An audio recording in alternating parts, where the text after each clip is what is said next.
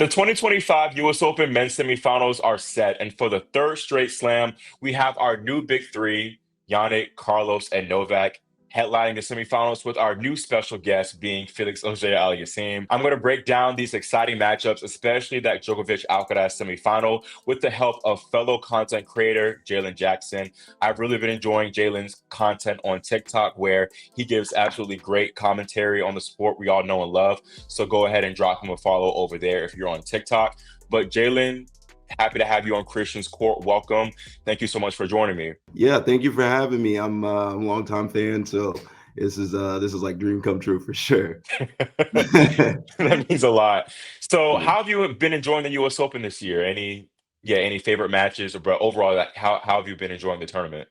Well, I mean, the big two on the men's side have been exceptional. I mean, they've been playing otherworldly, except for that set that Sinner dropped against Shapovalov. But otherwise, like, yeah, it's been great quality of tennis. There's been some great matches all throughout. I've been enjoying it. I agree. I agree. Especially Djokovic Fritz. I think that match was pretty high quality. Yes. I was pretty pleased with that, and we can talk more about that later.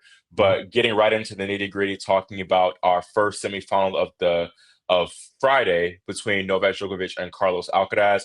First, Carlos, he booked his ticket first into the semifinals, scoring a pretty strong 6-4, 6-2, 6-4 win over Yuri Lehechka. And this is Carlos's first major where he made the semifinals without dropping a set. Jalen, what do you feel like has made Carlos so dominant this tournament? Man, the lack of hair, he's aerodynamic for sure. No, but in all seriousness, he just looks locked in. I mean, he is focused. He is, I mean, of course he's Carlos, so he's hitting amazing winners out of nowhere. I really just really quick the shot against Jiri where he's taking those steps back and then he Oh, the smashes the forehand. winner up the line. I mean, I think that kind of defines his whole tournament so far. He's been out of this world. I agree. What match do you feel impressed you the most out of his five plays thus far? Out of the 5 played, really, the focus that he showed against Yuri, that was this biggest test, the highest ranked player. And also, to his credit, Yuri was playing well. Like, Yuri was playing really, really well. And we're used to seeing, like, center dominate on that level where it's just a different zone you enter when you're playing like that. So to see him keep his focus throughout the whole 3 sets that he won, like it was just really impressive because I made a video where it was like, he is dominating. He hasn't dropped a set yet, and he hadn't played Yuri Lehechka. And I got a comment that said, like, you should have made this video after. Let's see how he handles that. And then he went through in straight sets, and I was like, all right. I went immediately back to that comment. I was like, hey, look at that. Yeah. Right. Yeah, that Leheshko win impressed me a lot too because, of course, their last two meetings, Doha and Queens finals, were really tight, and Yuri beat him in Doha. So I was Mhm. expecting at least, like you said, 4 sets, but for Carlos to beat him in straight sets, that was really impressive. And I don't think Alcaraz, he wasn't broken at all, I think, in that entire match. And I'm not sure, maybe No, I need to go back and fact check this, but I'm not sure if he faced a break point he in didn't. that Not the match. whole Yeah, time. which is impressive. And like you said, you mentioned Jannik Sinner, and I hate to, I don't want to disrespect Carlos, but it's low key like he's been Sinner like this entire tournament.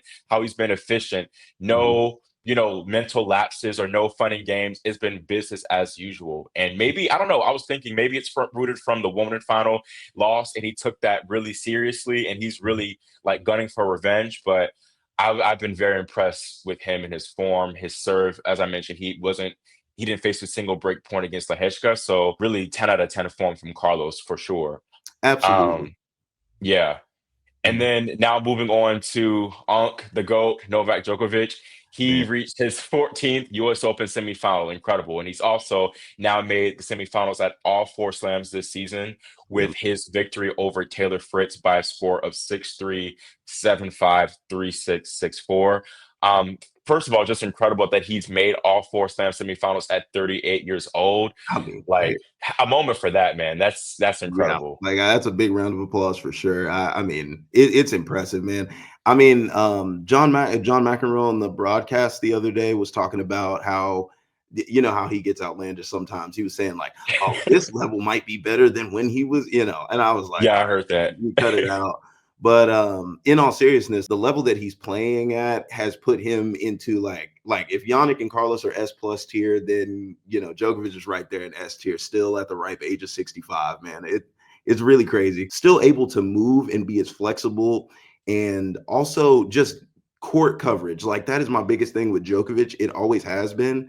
He still maintains this really high level of court coverage with these shots that are so penetrating into what I call no man's land. But he's not allowing you to step on the front foot for very much of the match, even still, and that's impressive to me. And I've noticed a few other commentators say that he's improved so much still, despite him being 38, as far as his serve, namely. I mean, it wasn't as strong against Fritz, where he served 10 aces, 8 double faults, but against Nori, 18 aces. I think that was the most, or tied the most aces he's ever hit at the US Open. And then 12 aces against Struff, which is impressive too, because that was a straight sets win. So that's been a big standout to me, but also his ability, I think, to win points different ways, come to the net more. I mean, he's done that a lot at Wimbledon, but incorporating it more too at the hard courts. I think that helped him a lot. I guess that's a decent transition into talking about that Taylor Fritz match, because I feel personally that that's one aspect to where Novak had over Fritz.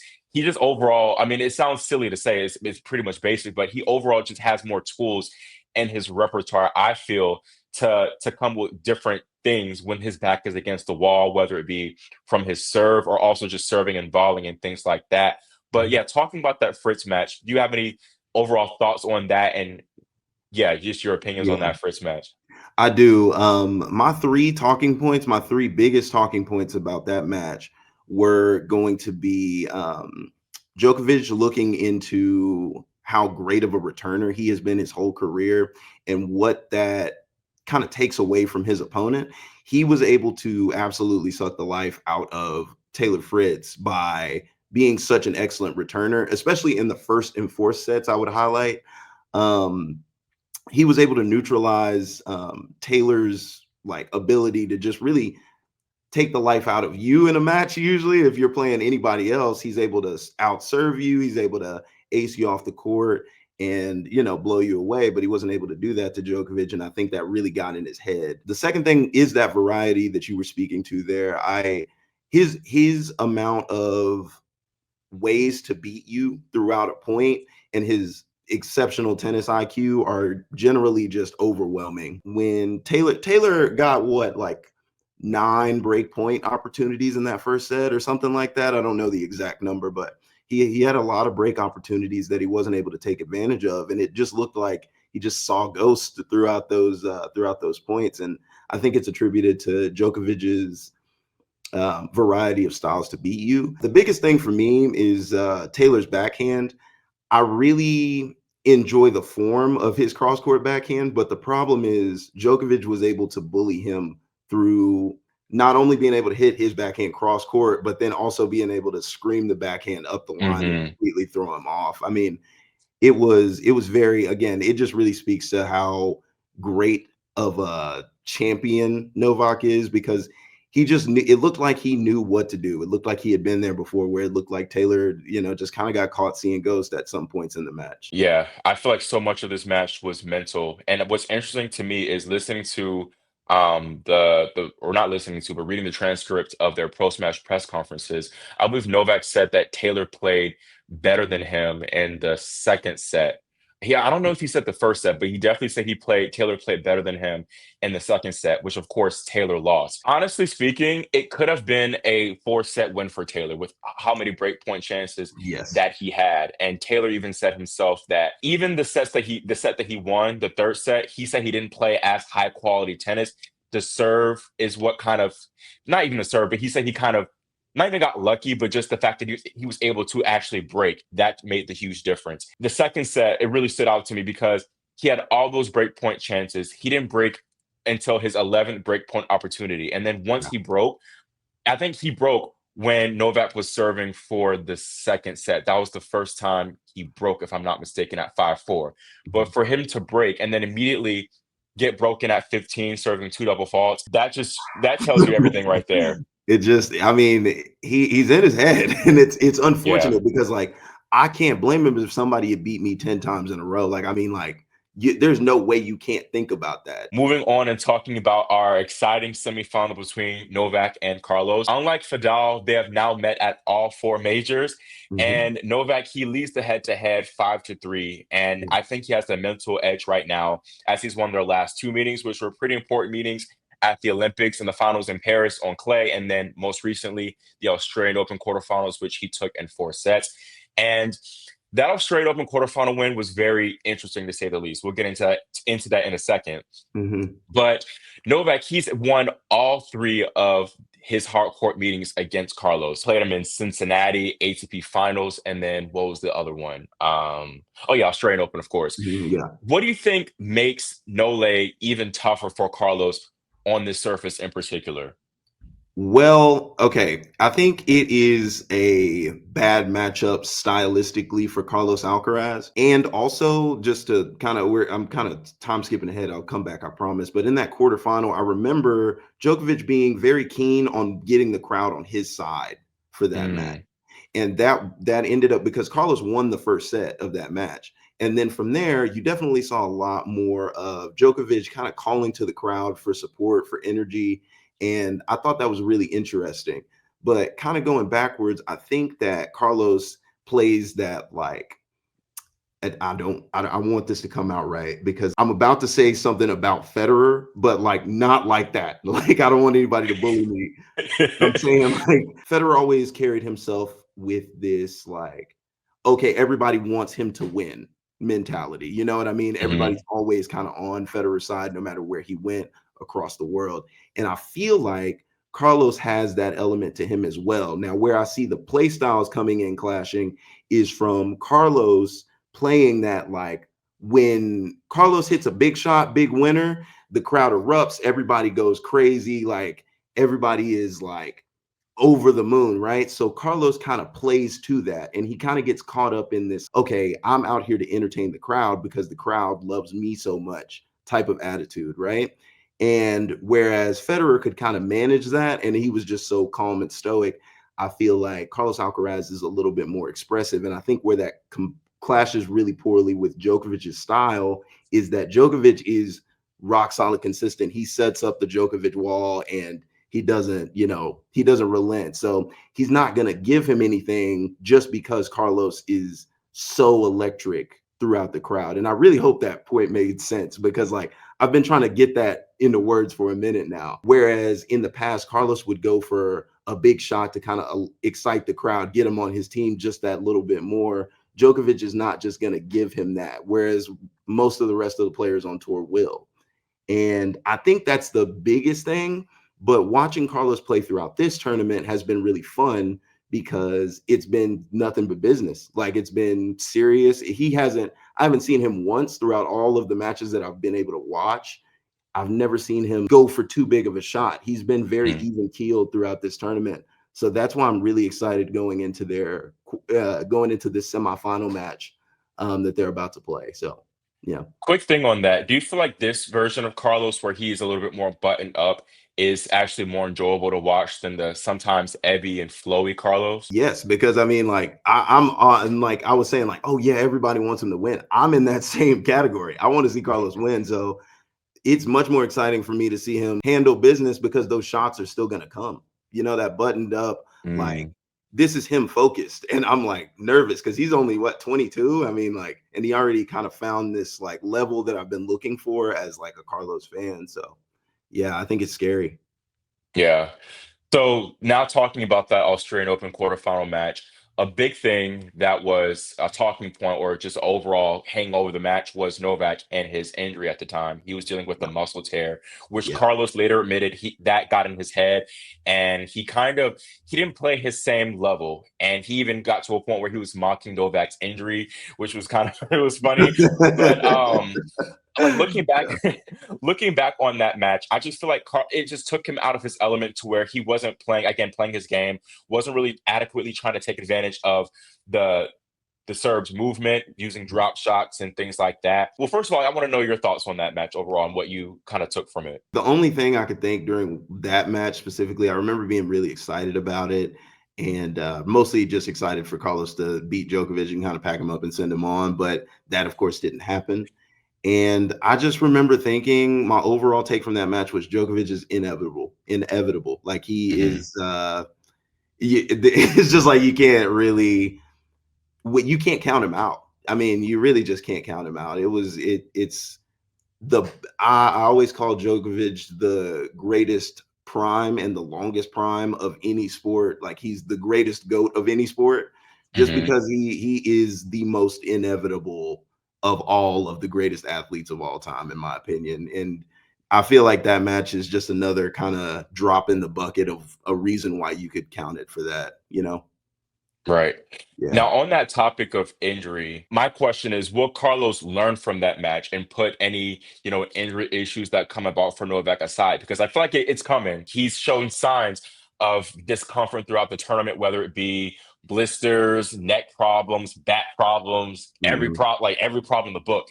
It seems to bring about with Novak. And I feel like with this final coming up or semifinal coming up, it's going to be a grueling one, as he said in his press conference. So there are bound to be issues coming up. Do you Yes. think that it'll impact Carlos again mentally? Will that hurt him, or do you think that he'll learn from the Australian Open? I think he took notes on it, and this should be something that he has like a sticky note in his bathroom mirror. Do not let Djokovic get to you. Like he should read that every morning for the next two, and then he should go out there and handle business because I mean, it's Djokovic is just a medical timeout waiting to happen, unfortunately.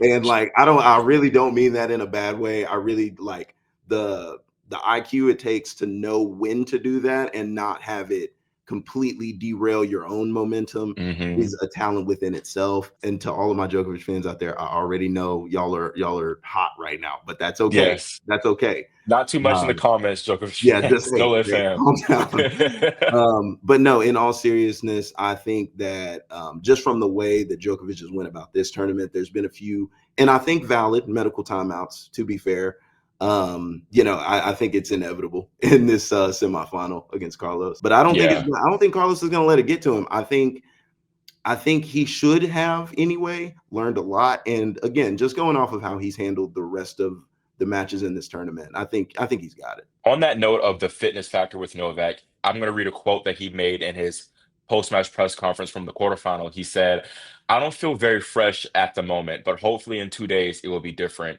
He also said, "I hope I'll be fit enough to potentially play 5 sets against Carlos." Do you anticipate Father Time taking its toll here in this matchup, or can Djokovic sustain his level for maybe even 5 sets? I don't want to give away my prediction too soon. But okay, how do I yeah, I don't want to just okay, so I personally don't think that Carlos will need 5 sets for this one if he Okay. goes in doing what he needs to do, which is staying focused. Don't let the other side of the net affect him too bad. If Carlos plays at the level that he has throughout this tournament, he should be able to handle Djokovic before it gets to that point. Is That's what I'll say about that. But Okay. in a hypothetical where that it does go 5 sets, I don't, I wouldn't put money on it affecting Djokovic to the point where he wouldn't be able to, he wouldn't be able to finish or something like that. Mhm. I think he'll be okay. I just can't put money on that. I've really just not seen it before. So yeah, I can't, I wouldn't put money on it. Yeah. Now, I guess I'm kind of framing this as obviously Djokovic is the underdog despite him holding this head-to-head advantage because Yeah. simply Carlos, he's younger and he's been playing objectively better tennis right now, in my opinion. What do Mhm. you feel like Novak needs to do to get this quote unquote upset victory over Carlitos? Well, in order, he needs to serve well for sure. Djokovic is Hmm. probably the best spot server of all time, and he's gonna have to be on his game. I don't think he can get away with the way he was serving against Taylor. He's definitely gonna have to serve well. That's first. The second thing is he's kind of gonna have to play to the crowd. I won't take it any farther than that about like the anything else that he might, he's done in the past or anything, but at the bare minimum, I do think the crowd will play a big factor in this match. And then also overall, I think that and this might sound crazy just because Djokovic is a lot older than Carlos, but I think these points need to go a little bit longer to favor Djokovic. I Mm. especially early. Carlos is not necessarily, how do you say, like a rhythm player. He's not one of those players that really has to like work himself into a match necessarily. And I think the longer the points goes, the more ideas Carlos would get, would be my logic behind saying that. Like I think the points would need to go longer for Djokovic to kind of manage and get his rhythm and then, come out and win those longer points. But overall, I think the biggest thing is going to have to be serving and returning. Those first couple balls have to be like on point, or otherwise Carlos has been taking good advantage of manipulating the court and like moving him around and things like that. So yeah. I agree for sure with the serving and returning points, but I'm curious about that point about him needing to extend the rallies Novak early on. Do you think that might hurt him later on if things do wear on? Because obviously he's a little bit older and he's coming into this one playing more tennis than Carlos. Yeah. Yeah, and the reason I say that point about Djokovic, extending the rallies, if Djokovic is going to win this match, I do not think it would be in 5 sets. I think he's going to have to kind of come out and make Carlos win every point more so than he should expect Carlos to lose this point. I think Carlos will be very locked in. I think it's going to have to be one of those things where Djokovic is making him win the points like 3 or 4 times over. I think it's going to have to be one of those things where Djokovic is playing his absolute, whatever his peak of tennis is right now, he's going to have to find it. And when I've seen Djokovic do that, he's running down every ball. He's on the, he's on the slide. He's doing the splits. He's all over the place. Like Hmm. I think, and this should really show you where my prediction is going. I don't, I don't really necessarily see Djokovic winning this match, but if he were to, it's gonna have to be his peak form, and I just I don't see it personally. That's me. Since we've been teasing it pretty much the last few minutes, let's just get into the predictions. Yeah, What is your prediction for this match? yeah, I got Carlos in four. I have Carlos in four, and I almost feel like I'm. This is I come off like way too like on one side or the other, but it's Hmm. really how I feel. I almost feel like I'm spotting Djokovic's set there, but just from the level of tennis Carlos has been playing, and then that last match with Taylor just didn't look great on Djokovic's side. I think he won that match because he was playing Taylor Fritz more so than anything. So yeah, I Carlos at four. Yeah, for me. Yeah.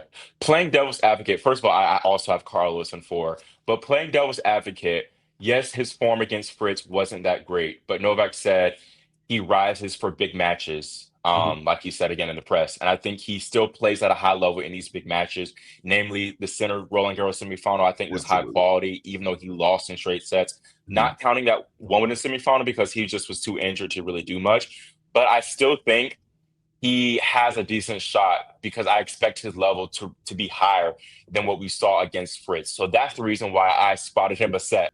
On the flip side, I think with first of all, with the way that Carlos has been playing, it's just been just yeah. I don't expect a level dip from him. I expect him to continue that high level of tennis that we've seen from him this entire tournament. Also, he has the youth on his side, and also I think he's going to be hungrier to get this win because he said in his presser he really wants revenge. He really was not happy at all about that Australian Open quarterfinals loss. So I Mhm. think coming into this one, the chip is going to be on Carlos's shoulder to, like he said, get that revenge. So with all that, again, I had Carlos in four. So we're on the same page here. I feel like we're going to Okay. be on this. I feel like we're going to be on the same page about the other prediction too, at the other Yeah. semifinal. So just getting right into that one, we have Jannik Sinner. He, the defending champion, is into the semifinal once again after beating his compatriot Lorenzo Musetti convincingly in straight sets. He takes on Felix Auger-Aliassime, who scored a pretty impressive four-set victory over Alex de Minaur. Mhm. Felix, he's into his first major semifinal since the 2021 U.S. Open. He's got some great wins in the tournament, beating Zverev, Rublev, and of course de Minaur. I didn't Mhm. get a chance to watch most of that de Minaur match. Did you? I did. I got a good chance at it. What were your thoughts on that match? So I'm this was a lot more of a very uncharacteristic match from Alex de Minaur. Talking about this match, I work at a tennis facility right now. I'm a tennis coach, like candidly. And then I was talking to some of the kids that I work with about it, and they watch a lot of tennis. This is pretty high level of tennis watchers too, the little kids, and they were telling me that Demonar's not going to give him anything free, and that he's going to grind out and fight every point. Which I think he did fight every point, but he gave Felix a lot free throughout the match. And then the other thing was that I noticed about Felix, number one, he got his serve back. Whereas, like, when he played center in Cincinnati, it was like, where did his serve go? You know what I Yeah. mean? And going back and watching some older matches of FAAs, he's always been a pretty excellent spot server. And then he got injured for a while, as we know. And then to come back and watch him play Alex, he was on that again. He hit a lot of aces. His first serve was rolling. And when it was rolling, he was able to pretty much close out these games on his serve pretty quickly. And then the other thing that I noticed was the adjustments that Felix made throughout the match. They pointed out in the broadcast at one point, I think this is some point during the third set, they were talking about the previous set, the second set, and how he made the adjustment of hitting his backhand a little bit slower. He mixed in his backhand slice a lot more to kind of really just throw off Alex. It really looks like it threw off Alex. Up to this point, and you can speak to this, I'm sure. Have you ever seen Alex get like frustrated or upset at all? It's very rare where it happens, if ever. Yeah, Yeah. he Alex hits a ball out and Felix just kind of like touches it back or whatever, and Mhm. Alex like kicks it into the crowd. And it's like, I've never even seen that from Demonar. So I don't think Alex was able to play his game. And I think it's because Felix was playing front foot tennis. Now, will say, and this is kind of my last point here. Alex was up 2-5 in the fourth set to take it to a decider. Mhm. And he ended up getting broken like while serving for the set. And again, I just don't see that. Like, it was just like a weird dip in form from Alex. So overall, it was a good showing from Felix. He took his opportunities when he needed to and made the proper adjustments. And also his first serve was on point. So yeah, those are my takeaways from that match. Really quick on Alex, do you think some of that uncharacteristic behavior and obviously even play is maybe rooted in his poor slam quarterfinal track record? Because he's never made a slam semifinal. So do you think that was a big factor at play too here? It would be hard. It would be kind of hypocritical for me to note about like Taylor Fritz losing so many times to Djokovic and then not bring up like, yeah, because Demonar hadn't won a set in the quarterfinals up Yeah, until, yeah. obviously. So obviously yesterday. So yeah, I'd be a hypocrite to not bring that up. Yeah, I think it was definitely in the back of his mind. It definitely looked like it because it was an uncharacteristic performance overall. Now, moving on and talking about the other quarterfinal, which was much more straightforward. Jannik, he really laid down the hammer and he was on fire. He's been on fire the last few rounds ever since that Shapovalov match that was tight. But he triple breasted Bublik and then he beat the brakes off his compatriot, Musetti. And just listing off some stats for that Musetti match, he hit 28 winners, 17 unforced errors, 91 zero double faults, 10 aces, 91% of first serve points won. And then also one thing I've noticed too, his willingness to come to the net more. And he came to the net 20 times and won 17 of those 20 net approaches, which is even scarier. What did you think of that match and your biggest takeaways from Sinner's latest onslaught? That's a bad man. I mean, yeah, I mean, as impressive as the Yuri Lehechka match was with Alcaraz, I mean, this is just right on par, man. And like, really, this match just really had me take a moment and really realize like how fortunate we are as tennis fans that we have two players playing at this high of a level. It's so drastically different to watch both Demonar and Felix play a relatively good match. You know what I mean? It could get slow at times, but it was a good match. And then to go into Yannick's match and just watch him just like, I mean, like we're very very blessed as tennis fans. That was my takeaway from that. So I am going to be framing this one as definitely kind of similar to Djokovic Alcaraz, but even more so on the one side of Jannik being the huge favorite and Felix being the big underdog. The odds are against the Canadian. I mean, this is only his second Slam semifinal, where Jannik this would be his eighth, and he's obviously won multiple Slam semifinals. Felix has never won a Slam semifinal. Also, Felix has played a lot of tennis lately. Even that quarterfinal, it was 4 hours and 10 minutes long. Jannik has been pretty clinical. His quarterfinal win was exactly 2 hours. He also, as you mentioned earlier, just got the breaks beaten off of him in their last meeting in Cincinnati, winning it, whereas Yeah. Jannik won it 6-love, 6-2. Does Felix have a legit chance? That's the question. Does he have a legit chance at, it feels silly to Winning a say beating him, set. winning a set? Does he have a chance to win a set? Will he win a set? That's my question to you. Okay, okay. I'll just put it like this, man. Everybody's been saying Yannick in three. I uh, mean, are you saying that? not yet. Okay. No disrespect to FAA, man. He has gone and probably, I'm gonna say, up to this point, he's by far had the toughest draw to get to this point. Mhm. He's played everybody he was supposed to play, like before the tournament started. Like if Felix was gonna make it this far, we knew he was gonna have to play these players, right? All of that considered, man, hey. Sometimes you just run into the giant, man, and it just goes that way. But to answer your question, if he has a chance to win a set, I can tell you what he needs to do. Like Mhm. he's gonna have to serve well. I don't know what happened in the Yeah. 0-2 loss, but he's Zero gonna have to aces, serve. 8 double faults. That That's was insane. horrible. I mean, even for Felix, I mean, like, you expect some motion on the serve, especially the first serve. He's a great spot server. Mhm. He's gonna have to serve well.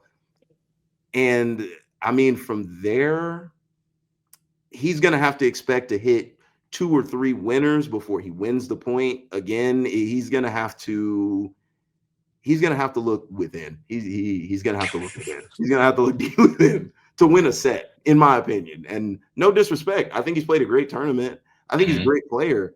Um, but yeah, I'm gonna have to see like a great level increase from the Alex match to win a set. I really want that to be noted, to win a set. Yeah, I agree. I think looking back at that Cincinnati match, I think it was kind of a bad matchup for him. And what's ironic is that Felix had won their two previous meetings before that. Granted, they were in 2022, so don't really Yeah. know if we can take that much stock into those matches. But that I think that just goes to show how much Jannik has improved in that time span to where Mhm. Felix, his forehand is obviously his biggest weapon on court aside from his serve. And it wasn't doing much to trouble Jannik at all because Jannik's forehand is even better than his forehand right now. So it's Yeah. just a bad matchup issue. We all know that Sinner's backhand is much better than Felix's backhand, although that has been an improved shot with Felix compared to his form in Cincinnati. So maybe that could be a little bit better for him. Maybe he can, his backhand down the line especially has been a big asset for him this tournament. Mhm. Will it help him in this match? Perhaps, maybe. I guess one thing, Yannick, he did struggle. His biggest struggle match here was against another Canadian, Denis Shapovalov. Mhm. Where do you feel like Felix can exploit? Because that's a one match we can look back and say that Yannick showed some weaknesses. Where do you feel like Felix can get the upper hand, thinking back to that match, if hypothetically Yannick plays at a level somewhat similar to that? So that match against Dennis, like first, like Dennis is left handed. Dennis is Yeah, being left I handed know is that's a tough that's the comparison. advantage. Like, Yeah. I don't know, man. And I'm really kind of I'm just kind of stumped because Dennis is left-handed, and I think that played just such a huge part into why he obviously Dennis played at like an insane level. Dennis played at a very, very high level to win that set. Mhm. But yeah, that was the biggest factor. He's left-handed. He's got different. That's He used the combination of like different angles and like different like just like a different strategy, like a whole different mindset to win that match. So Felix, I would find it difficult to be comfortable saying like, oh yeah, he needs to do these things that Dennis did um, to get a set off of Yannick. I think that if he can find some of those crazy angles, maybe his variation, he did a good job of mixing up his variation with in the match against Alex. So maybe that gets him, some extra points. He's got to stay in rallies longer. He made a lot of if I'm like thinking about this right, those 6 to 10 ball rallies against Alex, there was a lot of times where he just, and I'm talking about Felix, he chose the wrong shot. So I'm going to be looking for him to be a little bit more on point, especially with like his inside out forehand, finding the space to really rip through that ball. Mm. His down the line backhand, as you mentioned before, as well as trying to mix in the slice and being a little bit more variety. Felix does have a drop shot, which could be used to his advantage as well. So those couple things for sure that he can steal a few points. You make a really good point talking just about the lefty factor, because thinking back at Yannick's last few matches against lefties, he was tested. Not like aside from Shapovalov, but in Mhm. Cincinnati, Manarino tested him quite a bit. Yeah. So did Altman in the first set. So I think that's really interesting. A great point you make.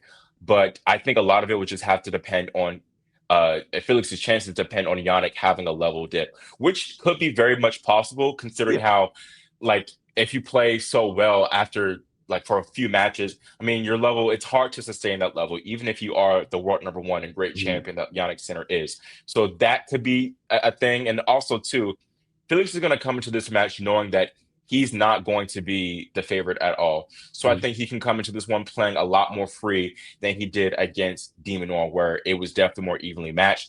And he had that head to head advantage coming into this one. So I think those are the aspects, or those are the advantages for Felix.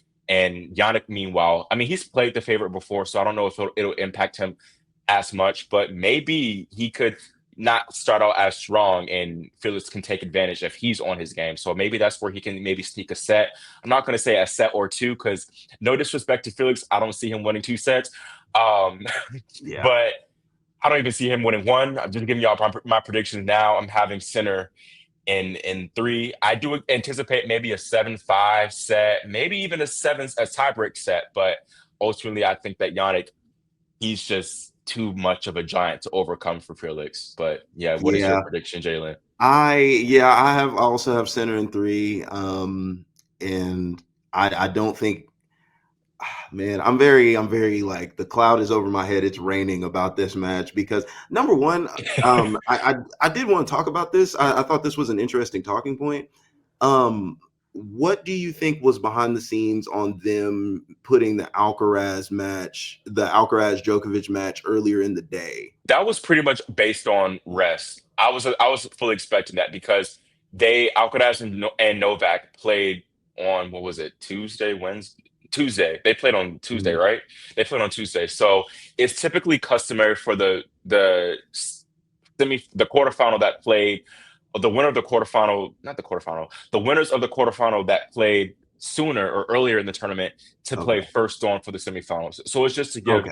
both Yannick and Felix more rest. Because I mean, it's kind of silly because the actual prime time match is Djokovic Alcaraz, and they're put on in the day. So I get that point, but it's Okay. purely based on like trying to do right by the players, I feel. Oh, But okay.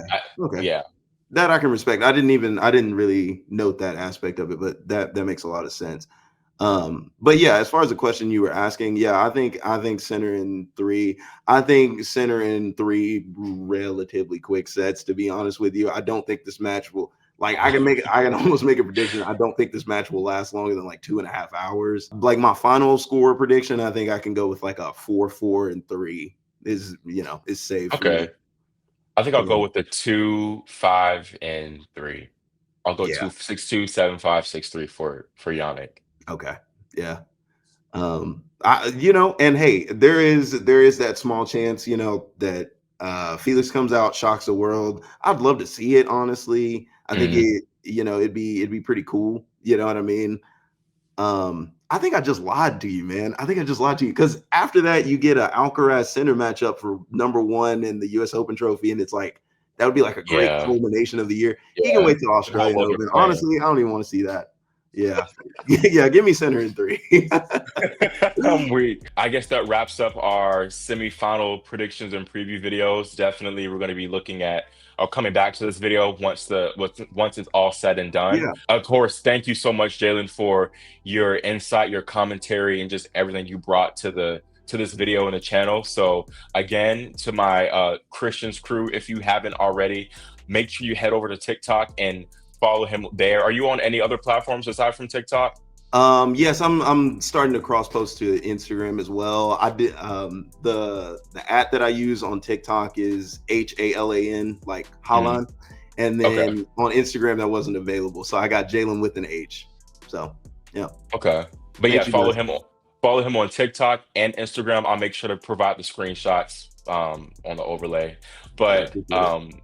again, thank you all for watching. Again, make sure you subscribe to the channel, and in the comments drop your own predictions and your thoughts on our predictions and our commentary as well. And make sure you again are subscribed so you're notified whenever I post the finals preview. Which, Jalen, would you be down to coming back for the final, talking about the Absolutely, final? yeah, it'd be great. Yeah, So we'll be doing a finals prediction or preview video too. So stay tuned for that one. Again, thank you all thank so you, much guys. for watching, and for your support. And I will see you all next time here on Christian's Court.